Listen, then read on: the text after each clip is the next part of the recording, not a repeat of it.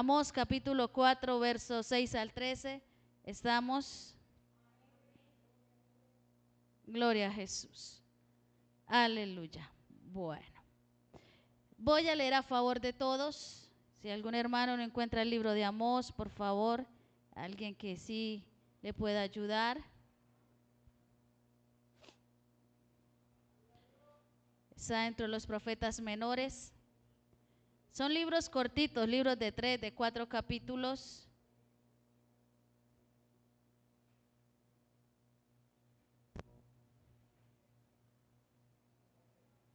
Gloria a Dios. Amós, ¿estamos ahora sí? Ok, voy a leer a favor de todos bajo la bendición del Padre, Hijo y Espíritu Santo. Amén. Os hice estar a diente limpio en todas vuestras ciudades, y hubo falta de pan en todos vuestros pueblos. Mas no os volvisteis a mí, dice Jehová. También os detuve la lluvia 3 meses antes de la siega, e hice llover sobre una ciudad y sobre otra ciudad no hice llover. Sobre una parte llovió, y la parte sobre la cual no llovió se secó. Y venían 2 o 3 ciudades a una ciudad para beber agua, y no se saciaban. Con todo no volvisteis a mí, dice Jehová. Os herí con viento solano y con oruga. La langosta devoró vuestros muchos huertos y vuestras viñas, y vuestros higuerales y vuestros olivares, pero nunca os volvisteis a mí, dice Jehová. Envié contra vosotros mortandad, tal como en Egipto. Maté a espada a vuestros jóvenes, con cautiverio de vuestros caballos, e hice subir el hedor de vuestros campamentos hasta vuestras narices, mas no volvisteis a mí, dice Jehová. Os trastorné como cuando Dios trastornó a Sodoma y a Gomorra, y fuisteis como tizón escapado del fuego, mas no os volvisteis a mí, dice Jehová. Por tanto, de esta manera te haré a ti, oh Israel, y porque te he de hacer esto, prepárate para venir al encuentro con tu Dios, oh Israel. Porque he aquí el que forma los montes y crea el viento y anuncia al hombre su pensamiento, el que hace de las tinieblas mañana y pasa sobre las alturas de la tierra. Jehová de los ejércitos es su nombre. Amén. Gloria a Dios. Aleluya. Puede tomar asiento. Gloria a Dios. Con una alabanza en sus labios. Aleluya. Alabado sea nuestro Dios. Bien, vamos en esta noche a meditar el tiempo que Dios nos permita en la palabra, bajo el título Un terrible desafío. Amén. Vamos a hablar de un desafío que Dios le lanzó al pueblo de Israel. Vamos a mirar cómo Dios reta al pueblo de Israel. Hay algo en la juventud o en el ser humano que le gusta. No sé si a usted alguna vez lo han retado. Y cierto que cuando retan usted como que dice, bueno, aquí tengo que demostrar de lo que estoy hecho. Aquí tengo que demostrar de lo que es, un ejemplo, mi sangre santanderiana. Vamos a demostrar que sí soy capaz. Y algunos sacan la peinilla, ¿no? Y la listan, porque dice, bueno, me retaron, voy a demostrar que sí soy capaz. Voy a demostrar de qué estoy hecho. Ahora, el pueblo de Israel en esa época del profeta Amós ya habían pasado por el cautiverio de Babilonia, ya habían pasado todo ese tiempo de cautiverio. Después del imperio babilónico viene el imperio persa, y ellos empiezan periódicamente por grupos a regresar a Jerusalén. Y siempre el pueblo de Israel sacaba una excusa, y cada profeta menor ha sido, bueno, se le llaman menores por lo cortos que son sus libros, por lo cortos que son sus mensajes, porque eran mensajes de tiempos cortos. Y el Señor utilizaba a estos hombres para hablarle al rey, para hablarle al pueblo, para hablarle al líder militar. Porque cuando Dios decide hablarle a una nación, empieza desde la cabeza. Cuando Dios decide hablarle a una familia, siempre inicia por la cabeza. Ahora, ¿qué sucedía con el pueblo de Israel? La razón por la cual Dios permitió que Israel fuese llevado cautivo a Babilonia era a causa de la infidelidad y por la idolatría que el pueblo estaba practicando. Una de las cosas que Dios abomina y siempre le dijo al pueblo de Israel: yo soy su Dios, no hay otro fuera de mí. Yo soy un Dios celoso, ustedes son mi pueblo y ustedes no pueden adorar a otro Dios que no sea yo. ¿Cuántos alabamos su nombre? Ahora, el pueblo de Israel siempre hizo lo contrario. Siempre le gustaba llevarle la contraria a Dios. Y eso lo vemos allí cuando Moisés sube al monte y ya llevaba varios días. Y el pueblo dice: no sé, Moisés por allá se murió. Necesitamos un Dios. Si han leído esa parte en el Éxodo, ¿verdad? En el libro de Éxodo. Necesitamos un Dios. Necesitamos adorar a alguien que nos respalde. Y resulta que dentro de todo el pueblo recogieron sus alhajas, el oro, todo lo que tenían, y lo fundieron.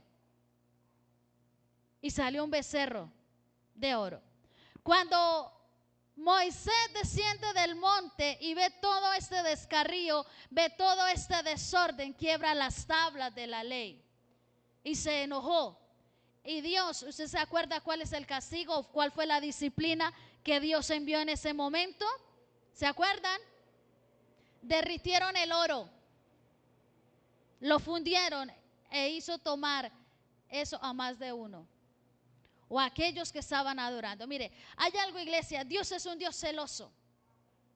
Dios es un Dios que quiere que toda nuestra atención sea para Él.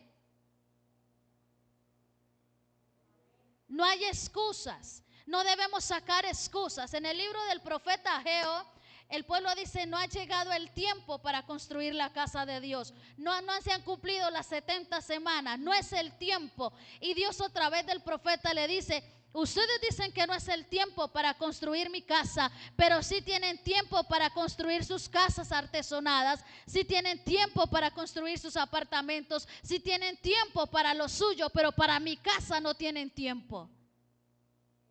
Y luego Dios le dice: por eso ustedes siembran mucho y recogen poco, comen y no se sacian, se visten y no se calientan, y el jornal, el dinero que reciben de su jornal es como si lo echaran en saco roto.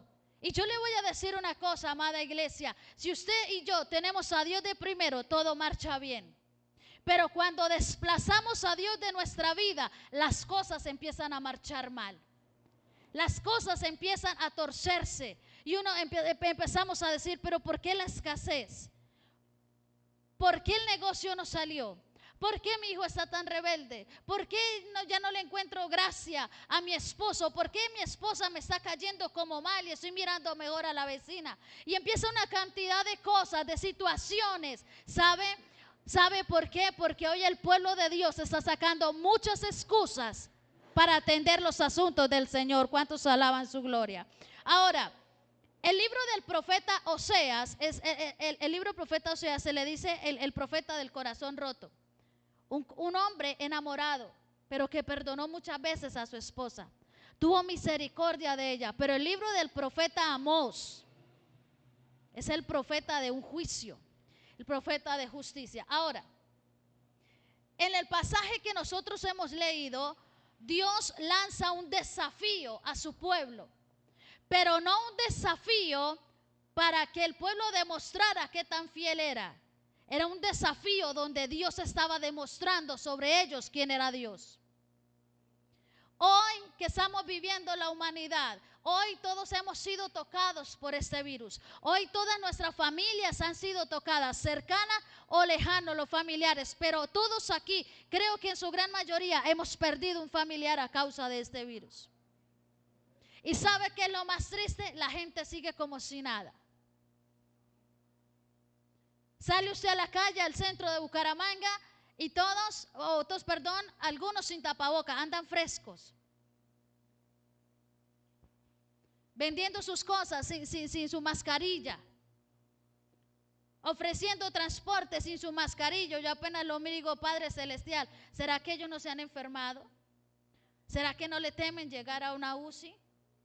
Hoy el ser humano parece ser que ha perdido no solo el temor a Dios, sino el temor a las cosas que van a sobrevenir por no temer a Dios.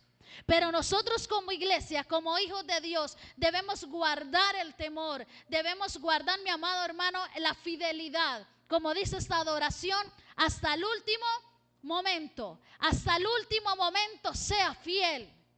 Sé fiel hasta la muerte, ¿verdad? Dice la palabra, dice Apocalipsis, sé fiel hasta dónde. Hasta la muerte. Sea fiel, mi amado hermano. No importa lo que venga, no importa lo que digan, no importan los señalamientos, no importan las críticas. Sea fiel, porque si usted está siendo fiel es para Dios. No es a un ser humano, no es a una denominación, es a Dios. ¿Cuántos alaban la gloria de su nombre? Ahora, ¿por qué Dios lanza este desafío? Porque Dios, al pueblo de Israel, porque Dios había tratado de someterlos de muchas formas amorosas. Con amor eterno te he llamado, dice la palabra. Por tanto, te prolongué mi misericordia. Dios le ha prolongado la misericordia a muchos de nosotros. Dios te ha prolongado la misericordia, hermano querido, muchas veces, porque nos ama con amor eterno. Ahora, Dios al pueblo de Israel había tratado de someterlo de muchas maneras, y entre ellas mucha misericordia. Mucha misericordia. Pecaban, bueno, los perdono. Cuando usted lee el libro de los jueces, y cada vez que empieza la historia de un juez, dice la palabra, y los hijos de Israel volvieron a hacer lo malo delante de Jehová, y los entregó en manos de sus enemigos. En algunas ocasiones fueron cautivos durante 40 años, otros 20, otros 10, en diferentes tiempos. Y ellos se cansaban de estar cautivos a causa del pecado y clamaban a Jehová. Y Jehová levantaba un juez y los liberaba. Dios trata con nosotros de muchas formas amorosas y misericordiosas. Dios trata con el ser humano, nos llama con amor, con humildad. Pero nosotros muchas veces esquivamos esa palabra. Nosotros muchas veces desobedecemos esa palabra. Ahora, vamos a meditar unos cuantos versículos. El versículo 6, gloria al Señor, dice: os hice estar como a diente limpio en todas vuestras ciudades. Y hubo falta de pan en todos vuestros pueblos. Pero ¿qué dice Dios? Mas no os volvisteis a mí, dice Jehová. Número 1, Dios le está recordando al pueblo y le dice: yo los hice pasar hambre. Yo los hice pasar necesidad. Ustedes aguantaron hambre, ustedes pasaron necesidad a causa de su pecado. Pero el mismo Dios dice: ustedes no se volvieron a mí. Ustedes no se volvieron a mí. Hace unos días llegó un hombre allí al templo llorando y diciendo: necesito un consejo, una oración, porque me voy a matar a mi esposa, voy a matar a mis hijos. Hace tantos meses, más de 3 meses, no tenía trabajo. Vendió algunos electrodomésticos para poder pagar arriendo, para poder hacer mercado. 3 hijos, todos menores de edad. Y me conmovió ver cómo un hombre fuerte, él, con textura gruesa, y llorar y decir: hoy me levanté y mi hija me dijo: papá, quiero un huevo cocido. Y no hay nada de mercado. Pero me di cuenta que solo buscó por un escapismo. Porque si realmente tuviese necesidad de Dios, lo hubiese buscado más. ¿A qué voy? Hoy el ser humano busca a Dios para que le apague los incendios. Hoy nosotros buscamos a Dios para que nos saque de problemas. Pero ¿por qué no evitamos los problemas? Si la vida es difícil, sin Dios es mucho más difícil. Dios le dice al pueblo, los hice estar a diente limpio. O sea, no había nada que masticar, ni siquiera un chicle. Nada. Pero qué triste, Dios le dice, mas no volvisteis a mí. Oiga, les afligí, le toqué el estómago.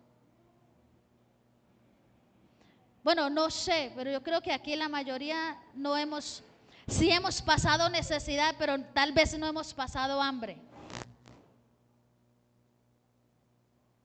Y si nos da hambre es la que sentimos ahorita y llegamos del culto y mejor dicho, vuelan las ollas, hasta la pega del arroz que quedó del almuerzo. Pero creo que no hemos pasado hambre. Necesidad sí, pero hambre no. Pero Dios le dice al pueblo de Israel, yo les hice tener hambre, pero ustedes no volvieron a mí. ¿Qué otra cosa le dice el Señor a ellos? Dice, versículo 7, dice, también detuve la lluvia 3 meses antes de la siega. Imagínense que no llueva y la cosecha necesita ser regada, y Dios detuvo la lluvia. Y le dice, e hice llover sobre una ciudad y sobre otra. Verso 8, y venían 2 o 3 ciudades a una ciudad a beber agua y no se saciaban. Con todo no volvisteis a mí, dice Jehová.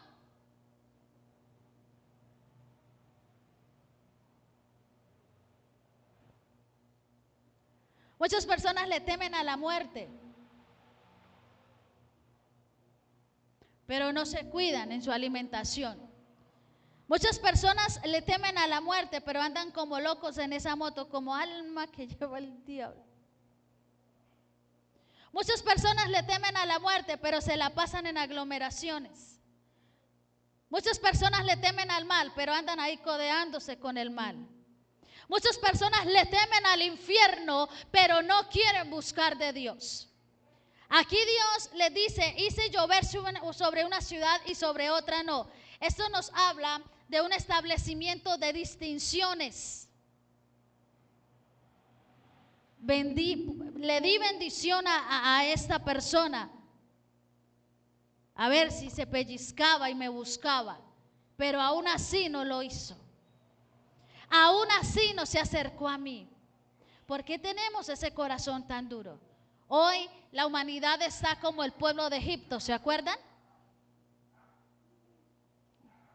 Piojos, ranas, tumores, ¿qué más dice? Sangre, el agua convertida en sangre, tinieblas, todas estas plagas. Mas sin embargo no buscaron de Dios. Mas sin embargo se rebelaban. Dice la palabra que el corazón de Faraón, ¿qué sucedía? Se endurecía más. Y es tremendo también hoy como el pueblo de Dios, como mucha gente que va a la iglesia, en vez de acercarse más a Dios, consagrarse más a Dios, nos alejamos. Y como en una época, me acuerdo que cuando estaba niña y en mi adolescencia, que me convertí a los 13 años al evangelio, todo era pecado. Todo era pecado. Todo. Los que conocen la vieja guardia saben de qué estoy hablando. Todo era pecado. Una cantidad de cosas. Pero ¿cómo se ha perdido? Que hoy nada es pecado. Hay una libertad que se está convirtiendo en libertinaje. Ya no hay respeto por la autoridad. Si no le gustó a mi líder, pues de buenas, que mire a ver, que se busque otro colaborador. porque se han perdido muchas cosas que el mismo Dios ha establecido, y la rebeldía y la dureza de nuestro corazón nos ha llevado a darle la espalda a Dios. Es triste y asombroso cómo ver dentro de las congregaciones nos rebelamos. No soportamos un llamado de atención, no soportamos que nos corrijan, no soportamos que nos coloquen en disciplina. ¿Disciplina qué es eso, hermana? ¿Con qué se come? ¿Sabe qué era disciplina en mi época? El hermano fulanito con la hermana fallaron públicamente acá en disciplina. No un mes, 2 meses, años. Y hermanos, ellos, mire, y saben, no podían prestar ningún servicio. No podían prestar el servicio de hacer aseo, no podrían prestar el servicio de tomar la ofrenda, mucho menos dirigir un culto, mucho menos predicar. Alguien en la banca, en la silla, ahí sentado. Y que yo veía a esos hermanos cuando entraban en disciplina en una angustia, en un desespero, porque reconocían su pecado, reconocían su error, se humillaban y empezaban a guardarse para Dios y a reconstruir, a reformar su vida, y se levantaban, se fortalecían y luego eran de testimonio para la iglesia. Pero lastimosamente hoy, si le gusta bien, y si no, pues que venga otro y haga las cosas. Tercero, Dios le dice en el versículo 9: os herí con viento solano y con oruga, la langosta devoró vuestros muchos huertos y vuestras viñas y vuestros higuerales y vuestros olivares, pero nunca os volvisteis a mí, dice Jehová. Que su empresa se acabe de la noche a la mañana. Es tremendo, hermano. No es despertar el miedo, es la realidad que vivimos. Pero es tremendo cómo la humanidad está siendo golpeada a causa del pecado de nosotros mismos, y aún así no doblamos la cerviz. Proverbios dice que el hombre que endureciendo su cerviz, dice, de repente será quebrantado. De repente será quebrantado. Hay algo, no endurezcamos nuestra cerviz. No endurezcamos, mi amado hermano, nuestro corazón. Agachemos nuestra cabeza. Otra cosa, Dios habla en el verso 10 y le dice: envié contra vosotros mortandad. Envió, mi amado hermano, muerte. Mas sin embargo, Dios mismo dice: no os volvisteis a mí. ¿Qué más puedo hacer por ustedes para que me miren? Isaías capítulo 5 nos habla del cantar de la parábola de la viña. Dice: tenía mi amado una viña en una ladera fértil, la despedregó, le colocó portillo y sembró vides escogidas, levantó en medio de ella una torre y esperando que diera uvas, dio uvas silvestres. Y luego dice el Señor, le dice al pueblo de Israel: ¿qué más podría hacer yo por mi viña que no haya hecho? ¿Qué más queremos que Dios haga por nosotros? Hoy la ingratitud reina en muchos corazones. Hoy la ingratitud reina en muchas vidas. Y una persona ingrata es una persona amargada. Pero qué bonito es usted darle gracias a Dios por la lluvia. Qué bonito es que usted, si toma el transporte público, que eso sí parece una pecera, va uno pegado ahí contra la ventana, pero dice: gracias, Señor, porque hay un transporte que me trae y no tengo que venirme a pie. Qué bonito es decirle uno al de la tienda: gracias, vecino, Dios le bendiga. Es una actitud muy bonita, pero hoy, santo Dios bendito, y a veces se siente uno pena ajena. Evangélicos bien amargados y desagradecidos. Desarrollemos en nosotros la gratitud. Otro castigo o disciplina que vino de parte de Dios sobre el pueblo, dice en el verso 11: os trastorné como cuando Dios trastornó a Sodoma y a Gomorra, ¿Se acuerdan de Sodoma y de Gomorra? Lo que terminó con estas ciudades, dice, y fuiste como tizón escapado del fuego, mas no volvisteis a mí, dice Jehová. Yo le pregunto una cosa, ¿qué más está esperando el ser humano para volver los ojos a Dios? ¿Qué más queremos?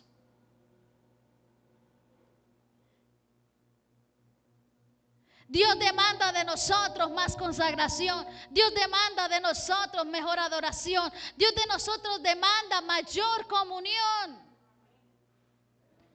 Pero llegamos muchas veces o llamamos al pastor, le escribimos al WhatsApp, necesito un consejo, necesito que me hable, necesito. Más que lo escuchen a usted, usted necesita entrar a la presencia de Dios y contárselo todo a Él. Decirle, Dios, tengo miedo, Señor, tengo enojo, Señor, tengo rabia, Señor, me duele aquí, Señor, necesito allá, porque el especialista en escucharte es Dios. Porque como servidores de Dios podemos escuchar y dar un consejo, pero no podemos solucionar problemas.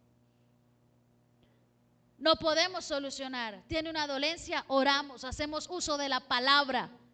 Señor, en el nombre de Jesús declaramos sanidad. Y si Dios lo quiere, lo sana. Si no, pues es la voluntad de Dios no sanarlo, ¿verdad? Pero aún con todo esto, el pueblo de Israel no se volvió a Dios. Pero vamos a mirar qué dice el capítulo 12. Dice, por tanto, de esta manera te haré a ti, oh Israel, y porque te he de hacer esto, prepárate para venir al encuentro de tu Dios, oh Israel. Pero este reto, este encuentro que Dios estaba lanzando al pueblo de Israel, era una declaración de guerra de parte de Dios para con Israel. Es como cuando el papá, esos papás de aquellos tiempos, que nos decían, ojo, 0 iba 1, 0 iban 2. Deje de estar molestando ahí, mire que se va, mire, y nos advierten, ¿cierto? Y uno dice, eso es la tercera, no pasa nada. No pasa nada. ¿En su casa no existió la chancleta voladora? En mi casa sí.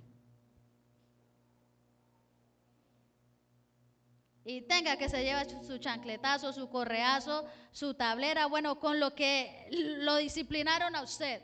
Pero hubo una advertencia. Y luego cuando viene el castigo nos enojábamos. Eso mi papá no me quiere, sobre todo en la adolescencia, que es la etapa más difícil. Yo me voy de la casa. A mí me pegaron, me la ganaba. Y yo decía, no quiero a mi mamá, odio a mi papá, yo me voy a ir de la casa. Cuando cumpla los 18 voy a arrendar un apartaestudio y vivo sola.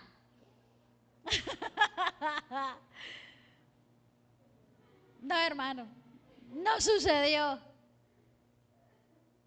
Pero hubo advertencia. Dios le advertía al pueblo de Israel y al no obedecer viene la disciplina. Entonces Dios aquí le estaba declarando la guerra a Israel. Dice, ahora prepárate, Israel, para el encuentro con tu Dios. Pero en esta noche vamos a tomar esa palabra, pero no porque Dios nos esté declarando la guerra, sino porque realmente quiere un encuentro con nosotros. Así que prepárese, iglesia de Piedecuesta, para el encuentro con tu Dios. Pensé que se iba a alegrar más. Prepárate para el encuentro con tu Dios. Amén. Ahora, cuando usted se va a encontrar con alguien, tiene una cita, y más si es el niño o la niña que le gusta, usted busca su mejor pinta. La locioncita esa de 150,000 pesos que solamente nos la aplicamos para ocasiones especiales. Buscamos lo más nuevito que tenemos. La chica se plancha en el cabello, si tiene rulitos se hace unos churcos bien bonitos, bien recatadita, bien arregladita. Si nunca se peina, ese día se peinó. Por eso es que el papá de una le dice, ¿y para dónde va? Para la chimoltrufia todo el día, pero ese día se peinó. Ay, somos tan evidentes. Nos preparamos para encontrarnos con esa persona que nos llama la atención. Pero ¿cómo va a ser o cómo debe ser ese encuentro con Dios? tiene que ser en batalla o en paz. Como enemigos o como amigos. Porque déjeme decirle una cosa, Dios como enemigo, a ninguno nos conviene. Mire cómo terminó el enemigo de nuestras almas. Y ya sobre él hay sentencia. ¿Cuántos alabamos la gloria de Dios en esta noche? Amén. Ahora, es que es más. No hay alguien que vea a Dios y resista. Un hombre en la Biblia solo vio el costado de Dios, esta parte. ¿Quién fue? Moisés. Dios lo tomó y lo metió allá en un huequito de la montaña. Porque no hay un hombre que pueda ver a Dios y viva. Con esa experiencia tan sencilla de verle el costado a Dios, dice la palabra registra que cuando descendió el rostro de Moisés iluminaba. El Señor aquí le lanza el reto al pueblo de Israel, pero era para una guerra. Pero en esta noche, iglesia, ese reto que Dios nos está lanzando es para un encuentro maravilloso con nuestro Dios. Es que déjeme decirle algo, el encuentro con Dios es impactante. Es una cosa en la cual usted dice, jamás, ni por las curvas vuelvo atrás. Es que ni porque me paguen todo el dinero del mundo, yo le doy la espalda a mi Señor. Aquel que tiene un encuentro con el Señor es marcado para siempre.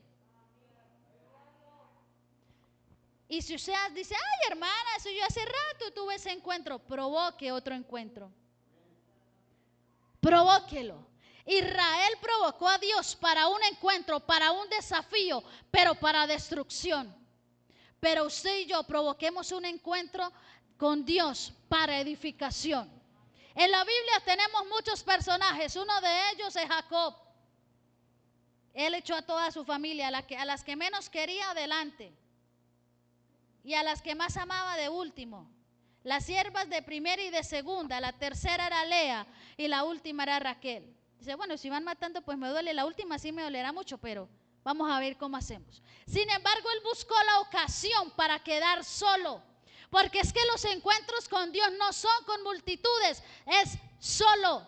Porque el encuentro con Dios hace que el Espíritu Santo tome tu corazón y te quiebre. Hace que tú en ese momento te sientas, pero tan vulnerable. Mire, le voy a decir una cosa, esos encuentros con Dios, ¿cómo me explico sin que me malinterprete? Se siente morir. Esos encuentros con Dios tan impactantes, la humanidad internamente usted siente que algo se muere. Usted siente que literal se está muriendo, que algo se le está saliendo del cuerpo. Pero después de que termina ese encuentro, usted siente una paz inexplicable, algo tan maravilloso, aleluya, que usted dice jamás en la vida vuelvo a apartarme del Señor. Y hoy como iglesia, como pueblo del Señor, necesitamos ese encuentro. Dios dice, prepárate Israel para el encuentro con tu Dios. Prepárate tú, joven, dama, caballero. Hoy cada uno de los que están aquí en este servicio, prepárate para el encuentro con tu Dios. Si ha habido escasez, ha habido mortandad, ha habido enfermedad en tu vida, te hago una pregunta, ¿no será que estás un poco alejado de Dios?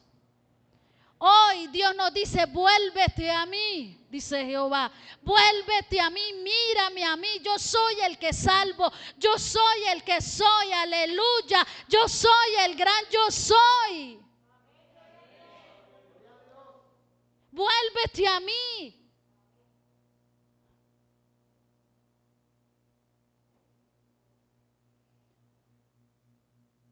En estos tiempos de dificultad, de tanto estrés, de que, uy, hermanos queridos, no sé si a usted le pasa, pero hay momentos que dice, santo Dios, ¿y para dónde me voy?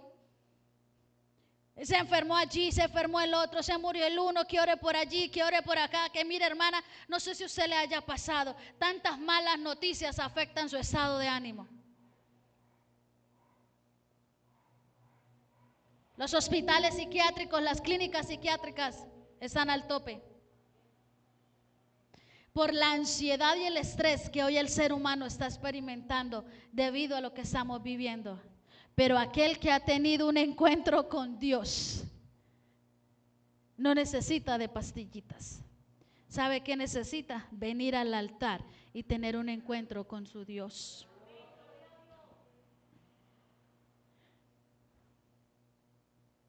¿Quiere ser impactado por Dios, por ese Dios que yo le estoy predicando en esta noche?